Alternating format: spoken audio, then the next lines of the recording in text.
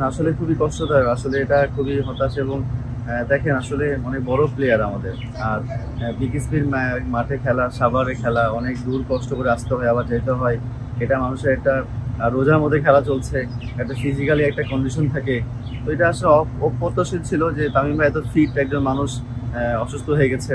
তা আল্লাহ তাআলার কাছে দোয়া থাকবে যে উনি যাতে সুস্থ হয়ে মাঠে ফিরবে ইনশাআল্লাহ। কালকেও দেখছিলাম আপনারা দোয়া করছিলেন তামিমের জন্য। আসলে এটাই কি আসলে হওয়া উচিত কিনা যে টিমমেটের প্রতি ভালোবাসা বা সবাই যেরকম ছুটে গেছে, আসলে এটা কি বোঝায় কিনা যে বাংলাদেশ ক্রিকেট আসলে যার যত কিছু সবাই একসাথেই আছে? না না, অবশ্যই ভাই, এটা তো আমাদের প্লেয়ার মানে হচ্ছে আমাদের পরিবার। হ্যাঁ, পরিবার জন্য দোয়া যদি না করি তাহলে কার জন্য করবো আমরা? আর আমার যদি বড় ভাই, আমরা একসাথে খেলাধুলা করছি, অনেক সময় ডিসিশন শেয়ার করেছি। তো আমার দোয়া তো সবসময় আমি শিওর আমি না 16 কোটি মানুষের বেশি দোয়া করতে সবাই ইনশাআল্লাহ। আজকে একদম ক্লোজ ম্যাচ হেরে গেলেন, হ্যাঁ, ওর আফসোস তো লাগছে, আসলে অনেক কটা ক্লোজ ম্যাচ আমরা হেরে গেছি। তো হোপফুলি ইনশাআল্লাহ ঈদের পরে আবার আমরা কামব্যাক করবো ইনশাআল্লাহ ভালো মতো। আপনি ওপেনিং এ ব্যাটিং করছেন, একটা 50 যদিও যেরকম সাব্বিরকে আসলে সবসময় ডিপিএল এ দেখে অভ্যস্ত করতে হবে, সেরকম সাব্বিরকে এখন পাওয়া যায় না।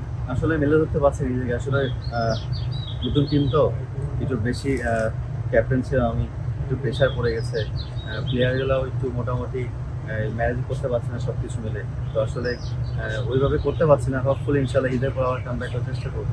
ওপেনিং এ আসার চিন্তাটা আসলে আমাদের একটা ওপেনার ইনজুর্ড ছিল, যার কারণে ওপেনার আসলে ওভাবে পাচ্ছিল না। তো আমি শিফট ওপেনার তো আমি আছি সবসময়, ওপেনিং ন্যাশনাল ওপেন করেছি দু একটা ম্যাচ, অন্য জায়গায় ওপেনিং করি। তো একটা ওপেনিং এর একটা এক্সপিরিয়েন্স ছিল আমার জন্য, এই জন্য করে ফেলছি। সাব্বির ভাই, কালকে নিশ্চয়ই তামিম ভাইয়ের ঘটনা শুনেছেন। আসলে as a player, as a teammate আপনার জন্য কতটা খারাপ লাগার ব্যাপার বা ওই মুহূর্তটা কেমন ছিল আপনার জন্য? না আসলে খুবই কষ্টদায়ক, আসলে এটা খুবই হতাশ এবং দেখেন আসলে অনেক বড় প্লেয়ার আমাদের। আর বিকেএসপির মাঠে খেলা, সাভারে খেলা, অনেক দূর কষ্ট করে আসতে হয়, আবার যেতে হয়। এটা মানুষের একটা রোজার মধ্যে খেলা চলছে, একটা ফিজিক্যালি একটা কন্ডিশন থাকে। তো এটা আসলে অপ্রত্যাশিত ছিল যে তামিম ভাই এত ফিট একজন মানুষ অসুস্থ হয়ে গেছে। তা আল্লাহ তাআলার কাছে দোয়া থাকবে যে উনি যাতে সুস্থ হয়ে মাঠে ফিরবে ইনশাআল্লাহ। কালকেও দেখছিলাম আপনারা দোয়া করছিলেন তামিমের জন্য। আসলে এটাই কি আসলে হওয়া উচিত কিনা যে টিমমেটের প্রতি ভালোবাসা বা সবাই যেরকম ছুটে গেছে, আসলে এটা কি বোঝায় কিনা যে বাংলাদেশ ক্রিকেট আসলে যার যত কিছু সবাই একসাথেই আছে? না না, অবশ্যই ভাই, এটা তো আমাদের প্লেয়ার মানে হচ্ছে আমাদের পরিবার। হ্যাঁ, পরিবার জন্য দোয়া যদি না করি তাহলে কার জন্য করবো আমরা? আর আমার যদি বড় ভাই, আমরা একসাথে খেলাধুলা করছি, অনেক সময় ডিসিশন শেয়ার করেছি।